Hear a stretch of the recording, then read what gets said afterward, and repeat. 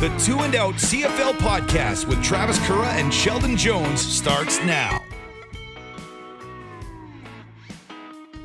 Well, hello. It's week 18 of the 2025 CFL season, and it appears that the grind for the podcast has gotten to us both. You've been under the weather for a little bit, and I haven't seen you in person since Labor Day, and somehow you got me sick as well. Thankfully, there is a handy little mute button that we're all able to employ during this podcast. Otherwise, this would not be the show you want to listen to. Yes. So instead of our normal sensual voices, you get our raspy voices this time.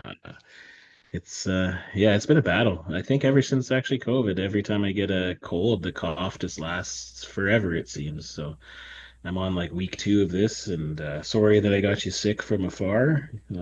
2 provinces over instead of 1. I don't know how I did it, but I did it, and I apologize.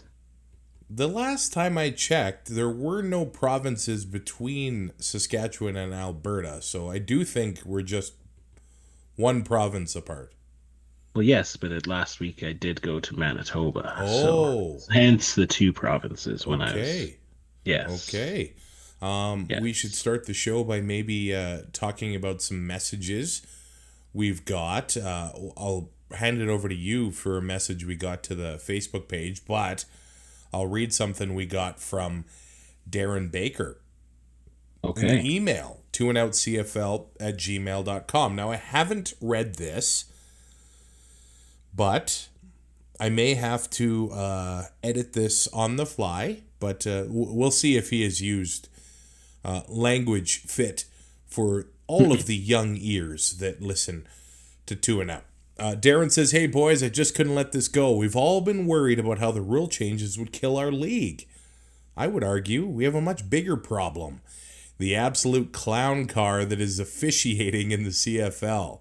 Being from the States, I have to constantly defend this league about not being a joke league or a bush league. Some of us in Canada have to do the same, brother. It has become very apparent that what would keep this league from being legit is the officiating. It may seem like I am a crybaby Stamps fan after last week, even though there were several calls that went against us, including the absolute worst roughing the passer call ever. How is it roughing the passer when a defensive player simply trucks a ducking quarterback? How is it not roughing the passer when a QB gets his helmet basically ripped off his head? And don't get us started on the phantom whistle in the Rider game. In all reality, what is going to kill our league is not any rule changes. It is complete and total inept officiating." Then he says, "Sorry it was so long." You say you're American, but you end the email with an apology. So I don't know, my friend. I don't know. The phantom whistle was addressed in the message we got to the Facebook page, Sheldon. Yes, we got a message from Rose Henry, and it says, "Hey guys, you have a great podcast. Thank you. I can't listen until later in the week, so of course I can't comment on your channel. By now, I'm sure that you know that when you were talking about the fumble that was run back for a touchdown," she's referring to the Elks game, "it should not have been a turnover. The whistle went because forward progress had been stopped. The fumble happened after forward progress was stopped, and the Riders shouldn't have had a turnover. I was in the stands too and had no clue what happened until the next day when it was reviewed/slowed down." And so, Rose, I'd like to say thank you for the message. And unfortunately, you're incorrect because they reviewed it in the game and decided that it was a turnover and the forward progress was not stopped and it was an early whistle. And I actually completely agree with the other message there because there's a lot of things that come around about the CFL and saying it's not professional. There was a certain person who made those claims, and sometimes when you actually look down to it, I kind of somewhat agree because we have part-time officials, and I would say that most of the officials we have are actually quite good, and I commend them for giving their time. I know they get paid for what they do, but it is a part-time job for them. They have regular 9-to-5s. They have to fly out of wherever they are and go to sometimes across the country. I know they're pretty good with keeping them kind of geographically, but There are times when you see Andre Proulx doing a BC game. So, but again, they're part time. So where is the incentive for them to get better? I know they get graded. I know that that stuff is not really publicized, but maybe it should be because I also know that there's a certain ref who it just seems like he might have a bias against a certain team, and he was caught on mic a few seasons ago saying "f them" after they tried to call a timeout or a penalty or whatever it was, and it just seemed there was some questionable calls in the Rider game with that crew. So uh, these things when they come up, and I have to say, officiating does need to get better, and I wish they could get paid more. I wish they could be more full-time employees. I wish that they had a little bit more transparency into who is, how they are rated and what happens when those ratings are low or if they have missed calls and such as. I know that certain teams don't get to do the playoffs and ultimately the Grey Cup based on the rankings, but regular season games are important too. And I hope that this is something that can get addressed because I'm never going to say that B word on this podcast again because it's going to get clipped again and I'm going to regret it for the rest of my life. But certain times that word comes up when you think about certain things here in the CFL, unfortunately. Here's what I don't agree with that is because there are bad calls in every single sport. But Well, for sure there are. when it Yeah. happens in Yeah. the CFL, it's all the league's trash. I Yeah. mean, Okay. That's fair. the, Yeah. the big league south of the border literally went with, replacement refs and had what it was the Packers were in that game, right? An inter fumbleception, whatever the heck they want to call it. Nobody said it was Yeah. Bush League. So that's why I get my That's fair. Yeah. That's fair. the hair stand on the back of my neck like a cat. But it's Well, interesting. Go ahead. sorry. Go ahead. Well, I was just gonna say, I think it's a little bit more. There's a little bit more of a microscope on it because there's 3 games typically a week, and so, with we are exposed to every single game of the week on a live national platform, whereas in the NFL, it's pretty regional and only certain teams are highlighted in the nationwide broadcast. So I do think that's partially why maybe it gets a little bit more of a bad rap up here. And then there are the excuses about the part time. So maybe I can I lead on that maybe too much. Now, I guess I'm just an observation. It's interesting to see how talk of officiating has evolved in the last 10 years because the whole eye in the sky thing, the replay center, and there has been talk that the replay center has been involved too much, so they should scale it back because it was slowing games down. But now there's talks that the replay center should be involved more. I do think it's really just that we're on our couch and we get to watch slow motion replays. Not everybody has that, watching them at their job. But when it's in plain sight on TV, I think you have to fix it. Yeah. I don't know if there's much of a choice. I kind of wonder if we're heading towards a place where the replay center almost makes a call on everything. Because Yeah. it gets kind of confusing where, they can interfere here, but not here. And it's just kind of weird. I mean, if they're going to be able to have the ability to make calls anywhere, you might as well just do it anywhere. If you just make it turnovers and, penalty specific, we've seen it on face masks or roughing the quarterback coming in. And it feels like maybe that's where we're headed again. Yeah. It's super frustrating because I can I can be okay with, the refs making a mistake on an offside penalty or a procedure penalty. Like one of those ones where it's like, oh, who moved first? Because it really rattles me when they stop the game and then they do look and they will correct something as silly as that when it's only a little 5-yard penalty, but they won't fix, blatant face masks and blatant stuff like that. But also like I also can live with the fact that there's holding on every play. we have to kind of, as fans, understand that when we're watching at home on our couches with slow motion, all that stuff, when we see these replays, like both of Rankin's big runs, there was holdings on the play, but they may not be noticeable from the ref's point of view. Certain refs are only looking at the quarterback. I get that, so I'm okay with human error there. It's just like I don't ever want them to like look at every single play and scan it and have like some AI eye in the sky that looks to find every single error, because then the games are going to be 4 hours long and no one's going to watch it. But it's just the really egregious ones where it's like it just it has to be better defined, and it has to be, they can't just fix one thing one time and then the next time it happens not fix it. It just, they need to make it make sense, and they need to have obviously much more clear outlines as to when they can interject or when they cannot. Or yeah, it's just because that's frustrating as a, not only as fans at home, but also, the league is trying to make money on on betting. They're trying to make money on things like that, and when penalties or something or an early whistle can take away, like, how many people bet on the Riders to win that game? And I'm not saying that's the reason they lost, but an early whistle took 4 points off the board. So what if somebody was playing the over and they didn't hit the over, and you know what I mean? So it those are the things where, not only about wins and losses and player stuff, it's just there's a huge kind of stratosphere of when these kind of plays can just mess everything up, and just bring a microscope on the poor parts of some of these CFL games. I wonder.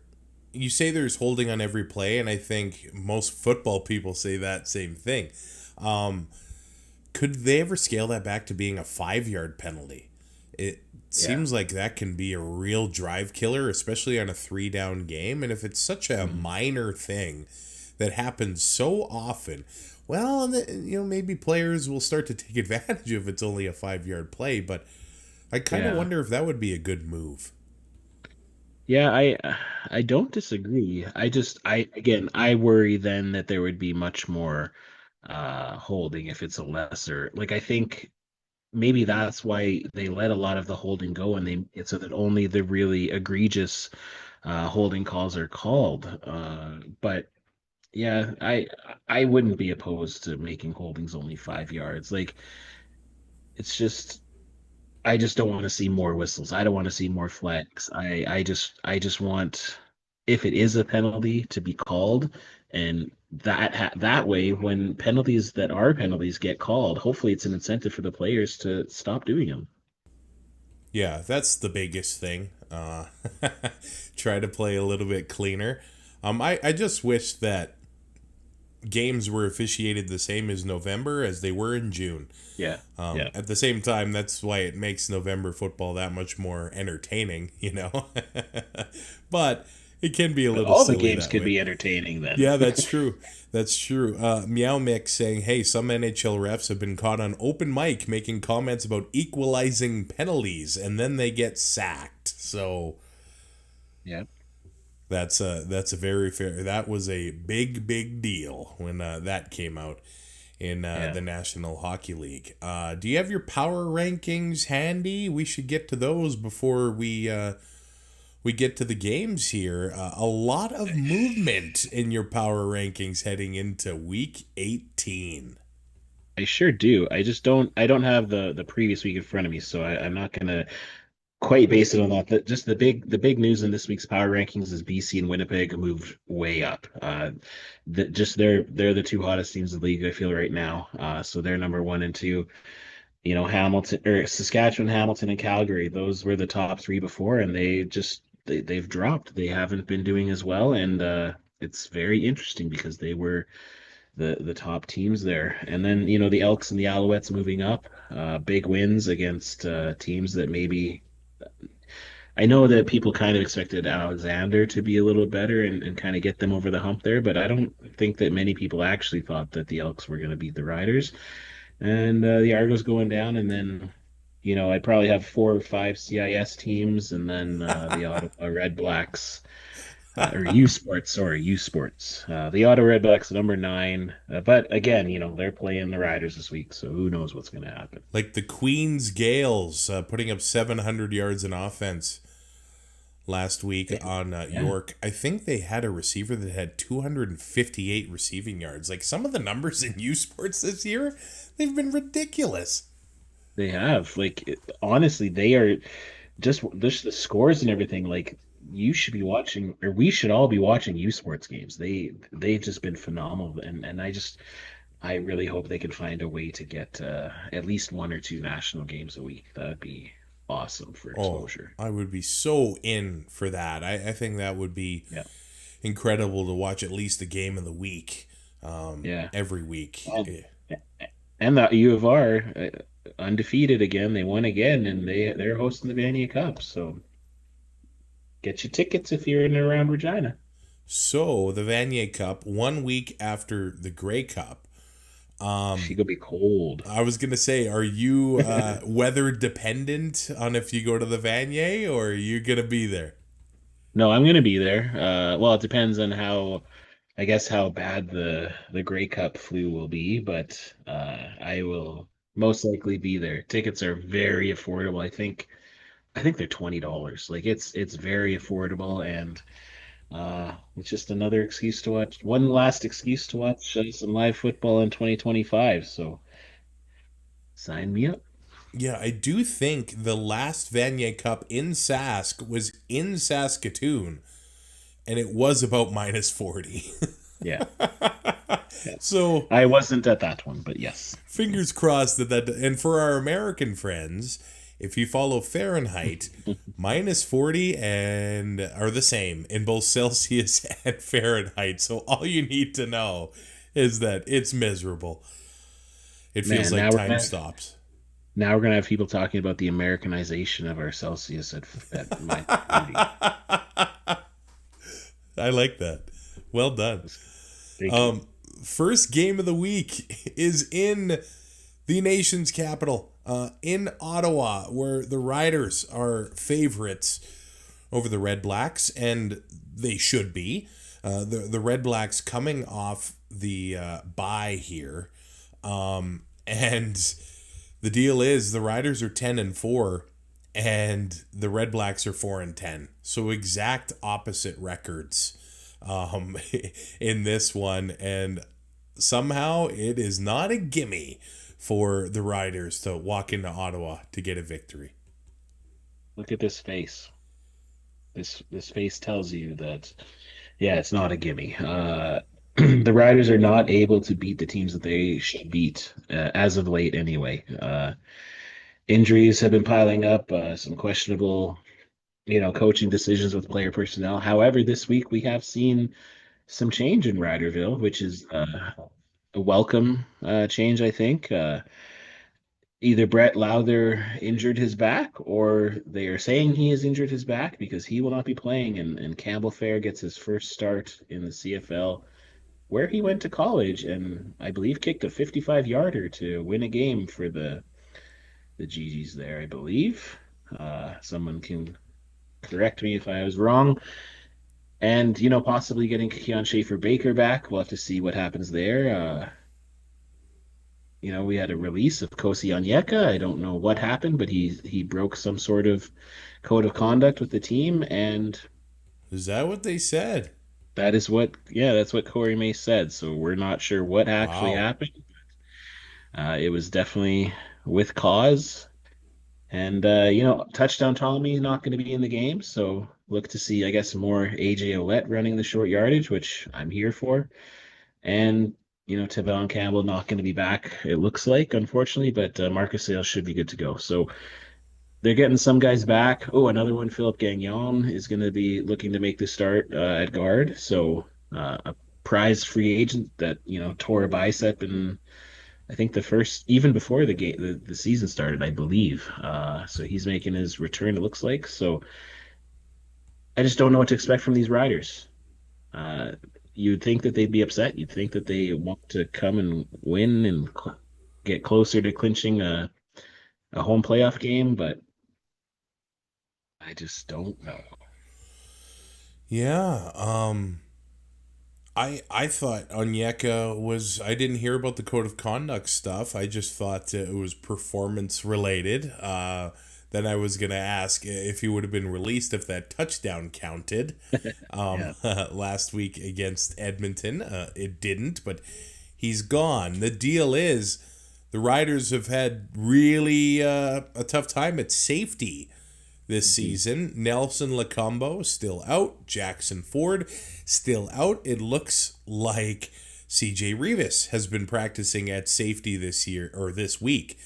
That does seem like an interesting move, I think, for the Riders. And some receivers going up the middle are going to have to keep their heads on a swivel, I would have to think. Yeah.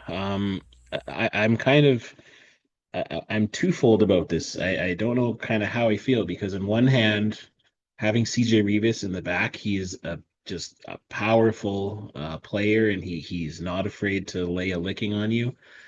I don't know if the Riders have really had that at safety for a while, maybe since like Tyrone Brackenridge, I guess, like that type of like I know Jaden Dalkey was kind of like that for a while before he kind of got sat down, but so I'm kind of interested as to see why they're really not willing to put Dalkey back there, but it looks like they're they're okay changing the ratio because they had 8 starters last game, so even with switching to Rivas here, they'll be okay when it comes to the ratio, but I also don't really like taking away from the linebacker because he's been one of the guys who's been really key in stopping that run and forcing teams into second and long. I think Brooks Jr.'s kind of been slotted in there in that linebacking spot to replace him, and he's been okay from what I've seen when it comes to playing physical. So I'm here for it. Like I'm here for Corey Mace actually making changes. Like he's been pretty loyal to a fault to some of his guys, and I think he's kind of feeling the pressure a little bit because you know seeing Lowther not even make any kicks in practice and give it looks like we're giving Campbell Fair a fair shot. Uh, but what happens if he fails? Then do we go back to Brett? Like it's kind of a tough situation here, but I just the Rider fan PTSD in me thinks that they're gonna go to Ottawa and just lay an egg. And but this is the time. Like you had 2 losses in a row. You need to clinch here because I wonder about Trevor Harris. I wonder if his shoulder's bugging him or something because he hasn't been accurate. And he took a big shot when he slid on a free play last game that as a fan at home watching, I was not happy he did. Yeah, So I know we didn't really talk about that play, but he should have just thrown the ball like it was a free play, and yeah, you'd think he had to know it, but anyway, I mean, he's back to a place where he played for many years, but the Yep. parallels between the Riders and the RedBlacks is quite interesting. They both get off to bad starts, or at least lately. yeah, When the Riders started the season, it seemed like their first drive, they were always ending in points, but that has not been the case over the last month and a half or so. And then the RedBlacks, same kind of deal. They have all sorts of big playability and always come out flat. And they would get down 2 scores and finally, fight their way back into the game and make it close in the fourth quarter.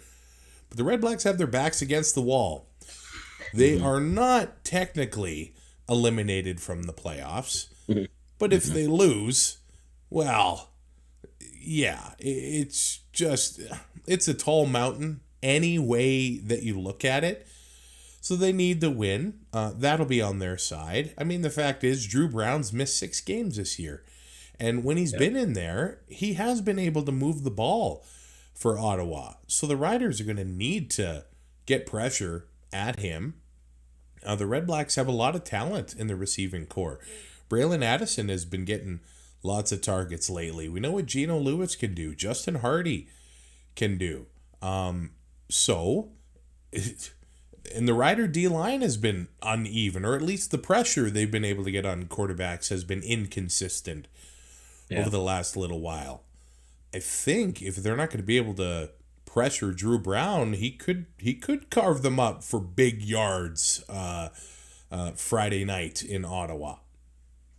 Oh yeah, he's shown time and time again that he has the capability of, throwing for 300, 400 yards. Like he's able to hit his receivers, and if Gino's on, and if, Pimpleton gets in space, they have a dynamic offense.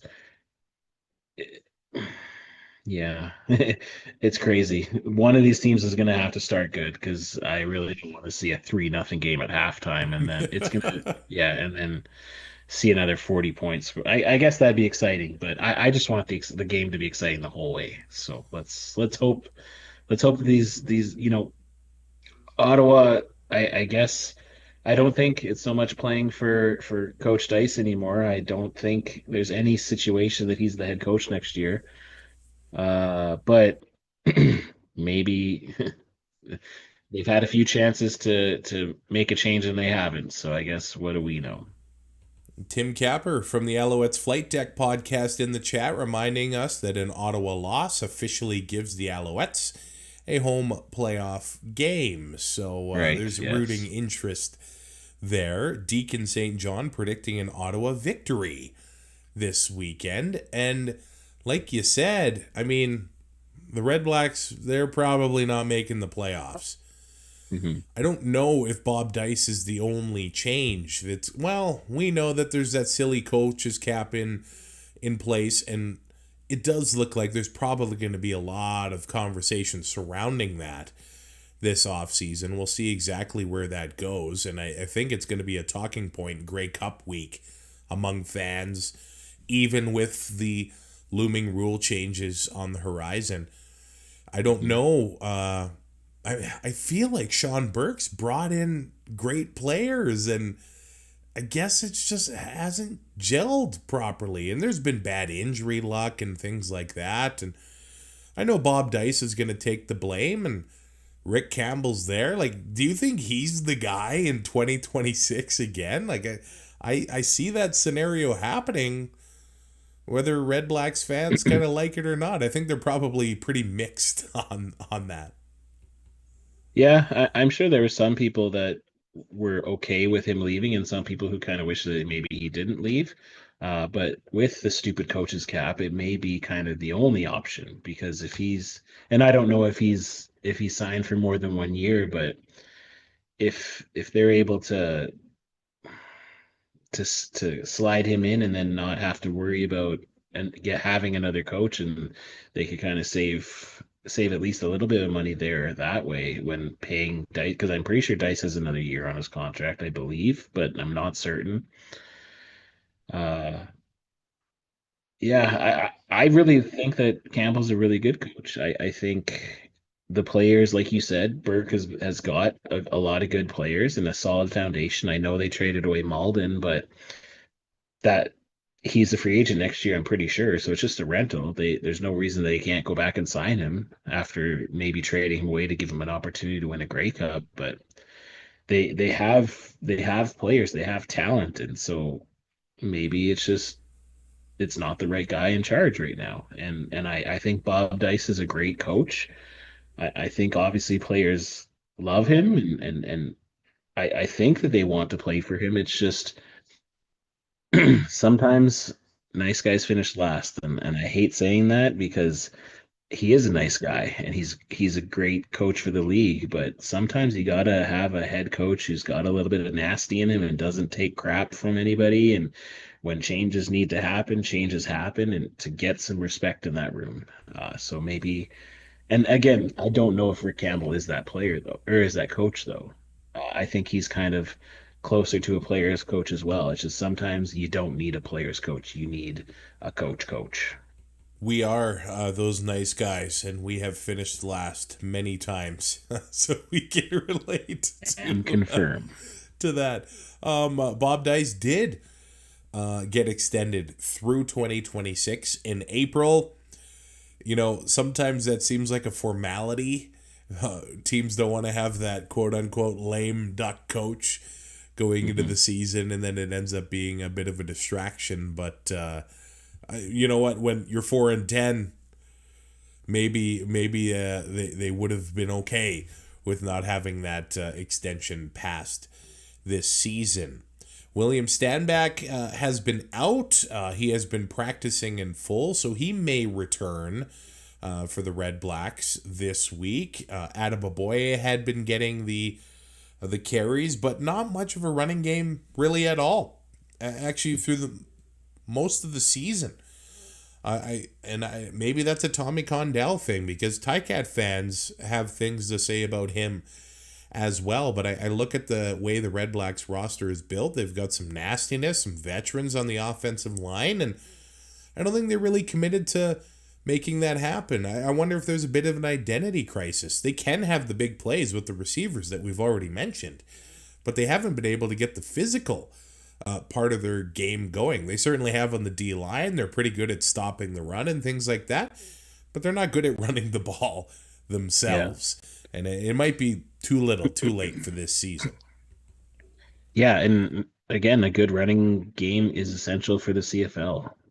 Very few times do you see a team that doesn't run and they're able to win. And even when those teams do it, like I'm thinking of, Montreal from a couple of years ago, they use their running back in such a different way with swing passes and screen passes. Like, you have to be able to have those short either runs or passes from your back to get field position and just keep the clock going. You can't win the game when your defense is on the field for more than half the game. So whatever Ottawa needs to do, they need to try to establish that run game. But like you said, it could just be too late for the season, and we'll have to see who is going to take over that offense next year and see if they make it a priority. Saskatchewan and Ottawa, number 1 and 2 in rush yards against this season. They're also number 2 and 3 in net offense against this season, where the big difference is that Ottawa's number 2 against the pass and the Riders are number 8 against the pass. So there is an opportunity here for Drew Brown to move the ball down the field, and CJ Rivas playing a new position that he has not played in the CFL as far as I can recall. And even if there are some veterans back there, it's still shuffling in the secondary that they're going to have to get used to. And at least the RedBlacks should be testing those changes in the secondary. Oh, they will. Yeah, they will test them, and I feel like they're going to have a big game, unfortunately. I don't know if they're going to score a lot of touchdowns, but I do think they're going to get a lot of yards. So having Drew Brown as your quarterback and pairing him with one or two of the receivers might be a pretty good strategy come fantasy this week. So here we are, Week 18, Game 1. The Riders 3.5-point favorites over the Ottawa RedBlacks. The over/under at 53.5. I still feel like Ottawa is continually finding new ways to lose, so I'm going to lock my pick in here for the Riders. AJ Oled has 4 straight games with a touchdown. I think we make it 5 straight, no matter how good that RedBlacks defense is against the run. Maybe he gets some goal line carries without touchdown Tommy Stevens in this one. I do think the Riders pull this one out. Who are you locking in, Sheldon? Yeah, this is kind of a head versus a heart kind of situation, but I think both are going with the Riders this week. I'm not confident. I think this is probably going to be my number 1 point in my pools this week, just because I have that Rider fan PTSD. But these teams seem to actually play really well against each other, and typically they come down to later in the game, and it's going to be very interesting to see if Campbell Fair will be able to live up to the pressure and maybe kick a winning field goal in the dying seconds. But I do think that if the Riders are able to get out early and get a couple scores, that's going to be the difference. Whichever team starts early is going to get it, and I think that will be the Riders. Here we go. The Saturday doubleheader starts in Toronto. This is the future of football game. They're actually expecting a pretty good crowd, at least as far as ticket sales go, because now it's going to overlap at least part of the game with game one of the ALDS, whether Yeah. the Blue Jays play the Yankees or the Red Sox. How do you compete with that? You can't. So we'll see if some of those ticket holders prefer to go to a baseball game or watch the baseball game in the comforts of climate-controlled Toronto. But the Ticats do come in as 1.5 point favorites. The over-under at 57.5. This one does have the makings of a shootout. We'll see if it does go that way. Nick Arbuckle has looked good against the Ticats this year. In the summer times, he had a great game, but a losing effort because you'll remember that the Ticats popped 50 on the Argos back then. Bo Levi Mitchell threw for 5 touchdowns, no interceptions. That was the middle of the high-flying Ticat offense that seemed like could not be stopped.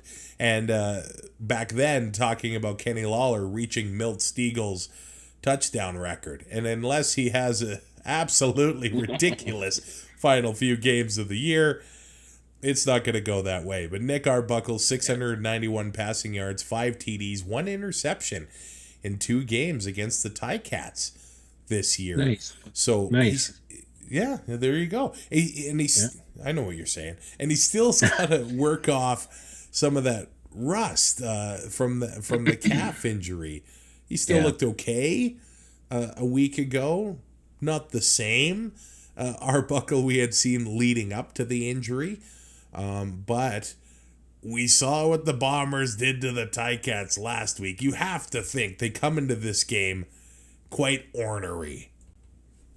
Oh yeah. I know that Bo Levi does not like to lose like that, and I am looking for kind of a bounce back game from him. But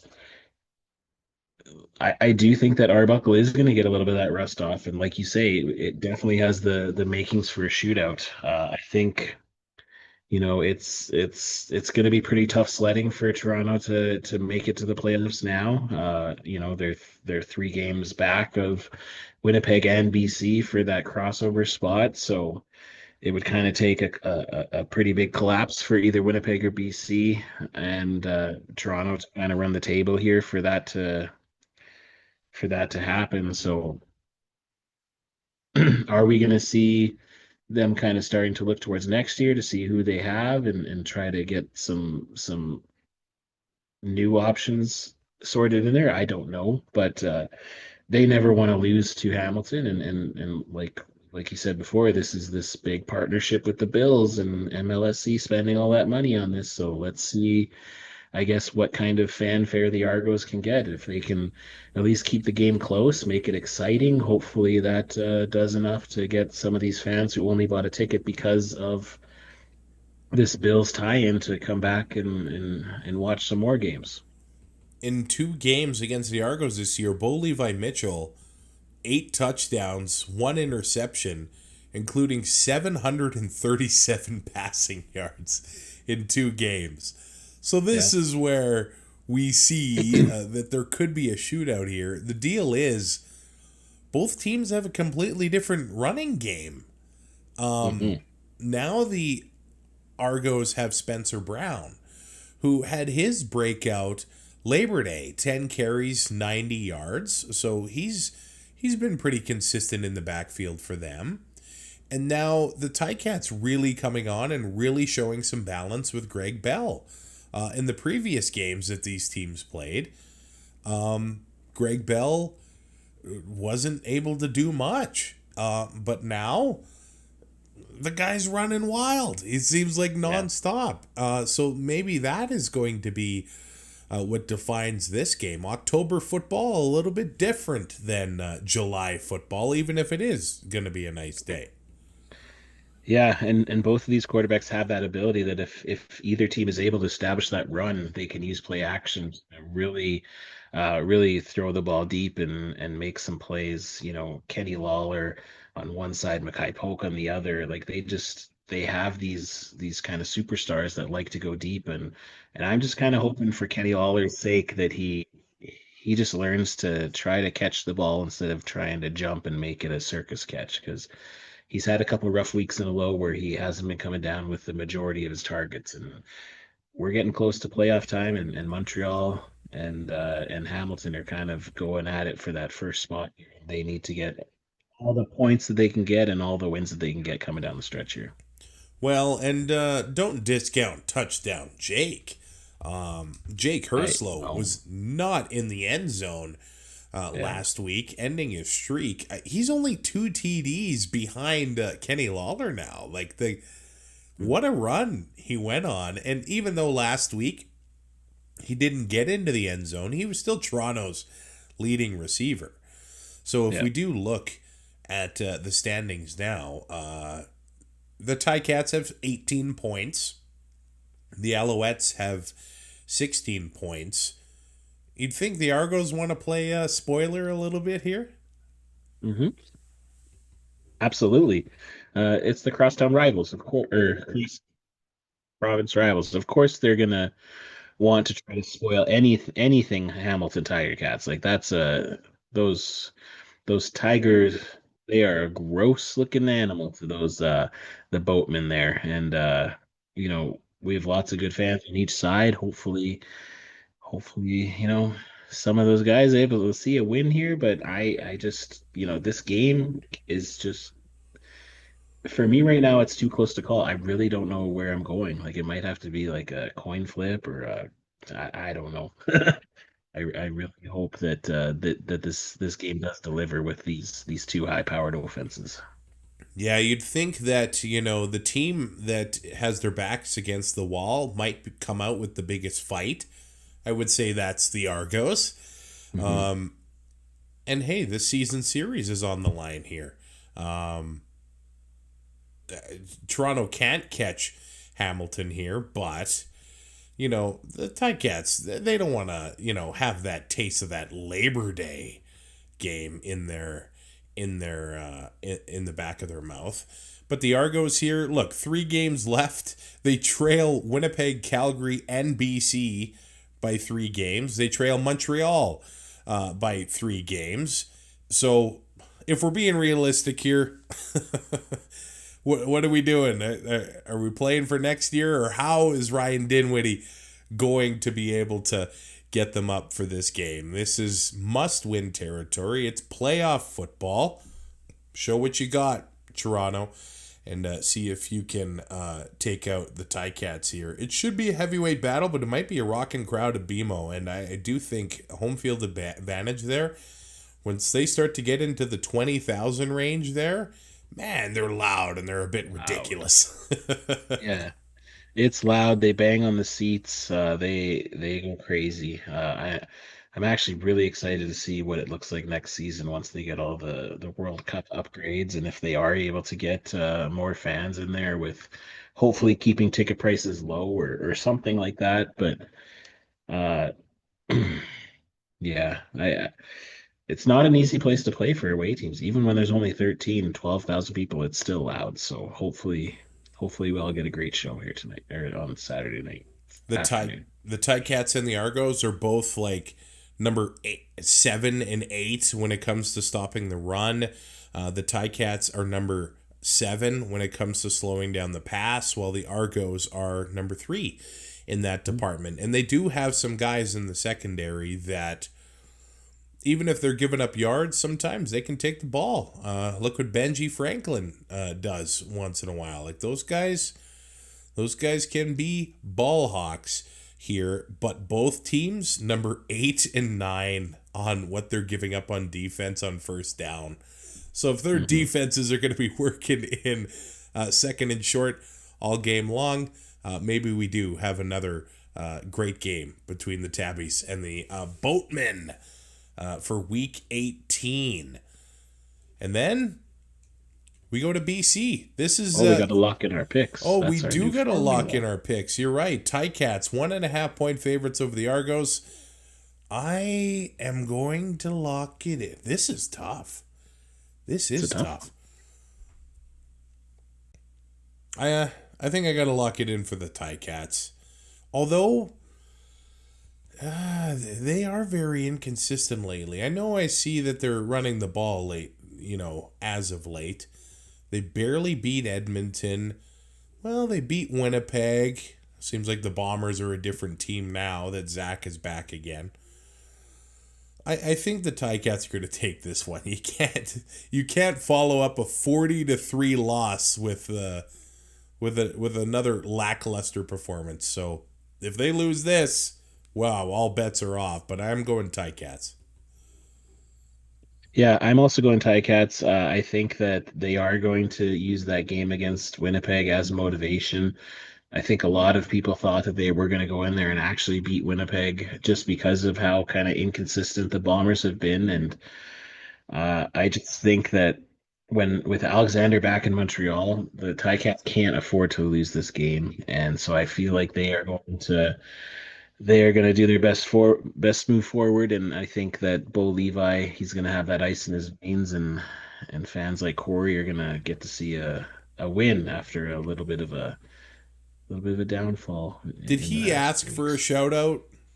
He asked for a shout out a few weeks ago, and I haven't given it to him for a while, so I figured I owed him this one, and I miss him. He took a little bit of a social media break for. Oh, did he? For the right reasons, and so I hope you're good, Corey, and I hope this helps you this week. Yeah. Look at that tan line. Ooh.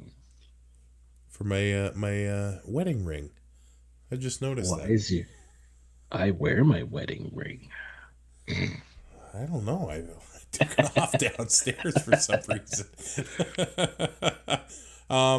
Final game of the week.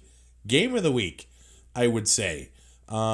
The Calgary Stampeders heading to BC Place. Vernon Adams Jr. in his first regular season action in BC since heading to Calgary. Couple of weeks ago, Nathan Rourke and the BC Lions lit up the Stampeders at McMahon Stadium. Yeah. You have to think that is fresh in Calgary's mind. It's fresh. But VA, he hasn't been himself since he came back. I don't know what's going on there, and I just really hope that for Stamps fans that he doesn't try too hard again, because I think that's what happened in that first game. He thought he had to do everything. He thought he had to just chuck the ball deep and threw a few picks, and I kind of feel bad for him in that sense, because you're trying to show the former team what they lost and what they were just willing to give up, but sometimes that's just the way she goes for VA, it seems. But yeah, they've lost 3 in a row. They need to get back into it. Saskatchewan losing 2 in a row has kind of been made not so bad just because of the fact that Calgary has lost 3 in a row. So if they want to have any chance at coming back and getting first place, they need to win this game. Yeah, that's the deal. And this one is for the season series. So this is going to have massive tiebreaker implications. But Calgary has to mollywop them to get the season series. That's true. That's true. BC beat them by 20 plus last time, I think, right? So Calgary definitely needs this win. BC, if they win, they shoot right into home playoff territory. Mm-hmm. And, combine the Riders, they definitely need to beat Ottawa, because then if Saskatchewan loses to Ottawa and BC wins, they're only 2 points behind the Riders, and then these teams play again on the final week of the season. And I would have to look at what happened in their previous matchup, or at least the score differential in the previous matchup, because all of a sudden that final game in Regina would be really, really important. And the Riders only won that one by 6. So that's definitely doable for the Lions to host the West Final in Vancouver. And a few weeks ago, it didn't seem like this was likely at all. No, it's kind of been a monumental collapse for the Saskatchewan Roughriders, and BC's getting hot when they need to. We saw BC do this once before. I think it was in like 2011 when they started out 0-5 or whatever it Yeah, was, and 0 then and they ended up 5 and winning the then 1 Grey and Cup. 6, I think. Yeah. Yeah. Yeah, and they were able to just get hot at the right time because that's the CFL playoffs in a nutshell. The teams that get hot near the end of the season with the momentum, it doesn't matter if they win first place, it doesn't matter if they get or if they're in third place and they have to go on the road twice. It's all about momentum and how you were able to build on that. And BC, they just have it right now. That's why they're number one in my power rankings. So if they're able to knock off Calgary again here, yeah, they're breathing down Saskatchewan's neck, and what that couldn't be better for the CFL having the last game of the season have, excuse me, potential first place implications. It was strange because I remember all the talk in the summer was how the Stamps had beat the Bombers by, double digit scores and just crushed them. And now the Stamps have lost 3 consecutive games by double digit scores. They lost to the Alouettes by 18. They lost to the same BC Lions by 29. And they lost to Edmonton by 12. Mm. So it's not been a great stretch. There have been some key injuries to that roster. They have brought in Lorenzo Malden from the Ottawa RedBlacks, the CFL's most outstanding defensive player in 2022, saying that he just didn't fit into Ottawa's scheme this year. So it remains to be seen how he will fit into Calgary's scheme, but the big talk has been Calgary's defense. And they've given up 90 points in the last 2 games. I guess it's not all on the defense. There's probably some special teams and defensive scores in there, but 90 points in 2 games. That's tough to defend. And they need to turn this around fast. It's been a big collapse. The same Darren Baker that emailed into the show said I was crazy that the Stampeders could collapse going the rest of the way. Now, they're still going to be in the playoffs, but for a while it looked like they were going to be first in the West, and that just doesn't seem like it's happening anymore. Yeah, one of the things certainly that works in their favor though is they do have a game in hand on BC and Winnipeg, so that can help them down the stretch here. But yeah, it's kind of like ever since Flo got hurt, that's their defense just has kind of let them down. And so that huge presence in the middle on the line there has been missing. And now that they got Malden in there, if he's able to come in and even be like 75% of the player that Flo was, I think that instantly helps Calgary. But on the other side of the ball, VA, he's got to be better, and he has to protect that football. Can't be turning the ball over early because Nathan Rourke and the BC Lions are going to make you pay for it. Now, do you think that teams have gotten film on rookie receiver Damian Alford? And I know he got hurt and he came back, but Mr. Moose has not been involved in that offense for a little while here. 2 games in a row without a catch. His last catch was the Labor Day rematch against Edmonton. Yeah. 1 catch for 9 yards.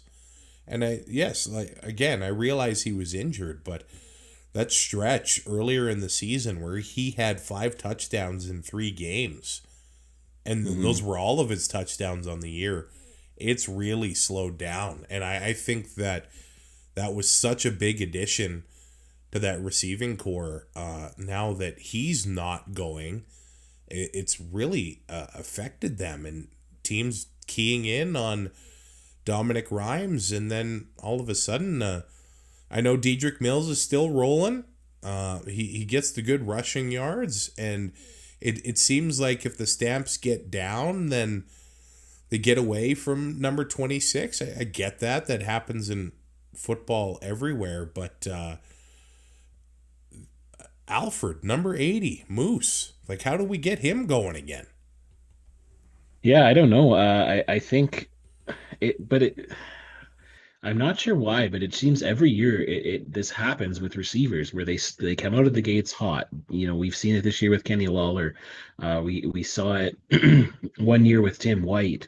Uh, we saw it with even Keyshawn Johnson at the beginning of this year after Emilus got hurt. Like these receivers, they heat up, and then for whatever reason, the other defensive coordinators they key in on them, and then they shut them down, and then it's other receivers that step up. But uh, you know, Alfred was probably in the first like 6 games, he was like a shoo-in for rookie of the year, and he's kind of dropped off, and that's not good for the Stamps. And unfortunately, over these past 3 games, there really hasn't been a guy who's really taken over and helped out VA with those huge catches. So whatever it is, VA he's usually pretty good with getting his receivers on the same page, and I know he's extra diligent when it comes to working out with receivers, especially in the off season on bye weeks, stuff like that. So hopefully he's able to figure out some way to get this connection with Alfred again, because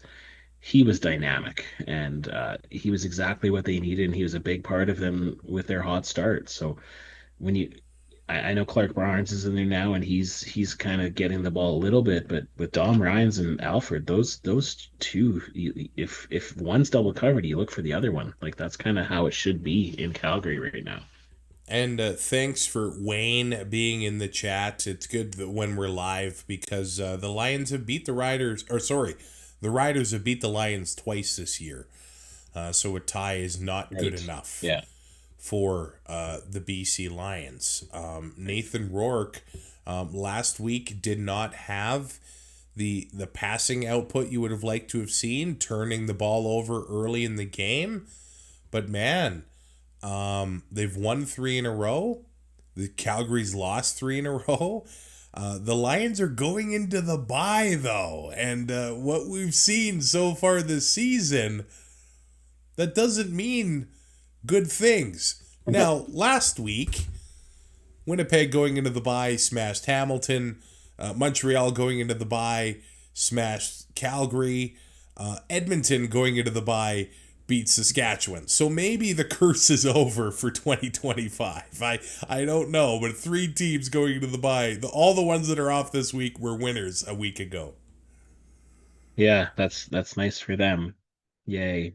It would have been nice for other teams earlier, but yeah, the buy monster has been crazy, and it's actually a good talking point that the 3 teams were able to escape its clutches last week, but going into the bye at this time of the season is crucial with getting a win. You're able to get your players a little healthier and get going for the stretch run. So we'll have to see how it all shakes out, but I think this one's a little bit easier to call. No, I don't think it is actually. I think this is going to be a pretty tight game if VA is able to control it. And Rourke too, I guess. Rourke threw picks last week early. He was just able to rebound from them, and that's not something you can always do as a quarterback in this league. The Stamps giving up the most rushing yards a game. 112.6 yards a game. The Lions giving up the least passing yards a game, 263.3. So those lanes aren't exactly there for opposing quarterbacks. And now the Lions have a new secret weapon in the backfield. James Butler, the leading receiver of the CFL, but Horvath, you put that guy out there, the DBs and linebackers are having nightmares for weeks. Yeah, he's a beast. Yeah, it's kind of a little bit of thunder and lightning back there. That's what you kind of always want to see when you have a couple dynamic guys there. 6'3", 230 pounds. He's got a 10.6 yard per carry average on 17 carries. So he's been ridiculous. Yeah, that's you can't ask for much more than that of your kind of backup running back. So that's wow. Yeah, so if they get him more carries, I'm trying to find a way to pick some really cheap guys on my fantasy roster. So if he gets, I don't know, 5 carries and he goes for his average 50 yards, I guess I'll take that as far as it goes. But also, both quarterbacks engaging in a nice little battle for charity, which you love to see. Vernon Adams Jr. returning to BC to take on Nathan Rourke and the BC Lions, but they're competing to raise money for their favorite causes. Kids Sport BC, Kids Sport Calgary. They're challenging fan bases to raise more to get kids off the sidelines and into the game. So we're going to share the donation links if you would like to in the show notes on YouTube, on Spotify, everywhere you go. We'll share the links there. But Rourke and VA going head to head there for a great cause. Let's see if I can load up the totals there, but looks like Rourke has the early lead in that situation. So let's see what happens on Saturday night on the West Coast. Leanne in the live chat, I think she's right here. Something weird going on with the Stamps. They've all been off since they had that mystery illness. You remember it hit Tevin Jones? He lost a bunch of weight. And then it got VA. And ever since then, he hasn't been right. That's a very astute point. I completely forgot about that, but that tracks for sure. Yeah, it's tough. One of those things you can't control in the middle of a football season. But here we are. I'm hoping for a good game here. I mean, the backfields are strong for both teams. Dedrick Mills, James Butler, the quarterbacks, when they're both on, here we go. And then obviously the receiving core. And when it comes to BC, Javon Cotoy's been out, but Poissant's been in there, and he's made all the catches he's been asked to make. Stanley Berryhill can make catches, and now McInnes is heating up, and Hatcher's the leading receiver in the league. So that Stamps defense that has been struggling, they have a tall task on Saturday to slow down Nathan Rourke and the BC Lions in a West Division clash on the West Coast. Lions 3.5-point favorites, over under 55.5. I'm going to lock it in. I think Rourke's been on a mission. He's been playing angry in more ways than one. He moves the ball with his feet. I would like to see him take a little bit less hits. I'm sure BC Lions fans would agree. But I'm going to take the Lions to win on Saturday over the Stamps. Yeah, no fun this week. We're all the same, but I'm also taking the Lions.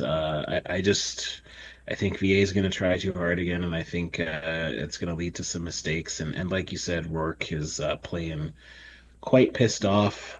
He wants to show out as the Canadian kind of savior for the whatever he can get. Save these rules, I don't know, but yeah, he's on a mission, and 3 games in a row might make it 4. I feel a lot better now that Wayne has said that they can't tie the Riders anymore, so that is great. But I'm locking in BC as well here. But if I would give any advice for gamblers, which don't take my advice because I suck at gambling, I'd take the over in this game, though. I like that. The Lions in the over. Last time, they almost got the over themselves.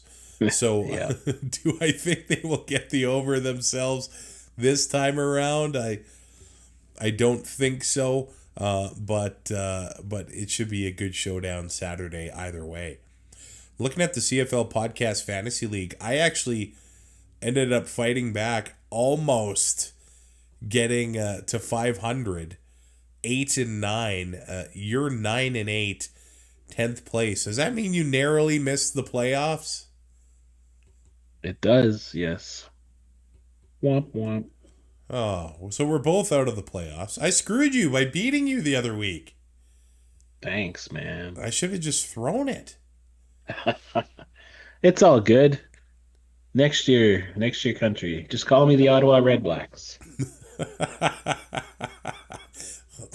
Or the Edmonton Elks. Yeah, them too.